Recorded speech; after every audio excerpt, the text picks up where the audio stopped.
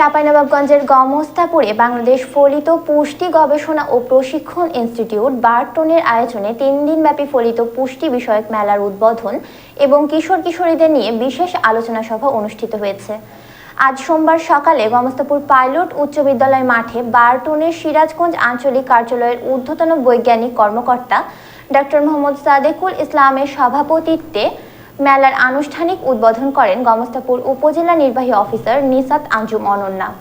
এ সময় উপস্থিত ছিলেন উপজেলা মাধ্যমিক শিক্ষা অফিসার মোস্তাহাক আলী, গমস্তাপুর পাইলট উচ্চ বিদ্যালয়ের প্রধান শিক্ষক হামিদুজ্জামান, বারটনের সিনিয়র প্রশিক্ষক মোরসালিন জেরিন সহ অন্যান্যরা। 3 দিনব্যাপী এই মেলায় কিশোর কিশোরীদের খাদ্য পুষ্টি সচেতনতা বৃদ্ধি এবং ফলিত পুষ্টি বিষয়ে জ্ঞান অর্জনের জন্য বিশেষ আলোচনা সভার আয়োজন করা হয়েছে।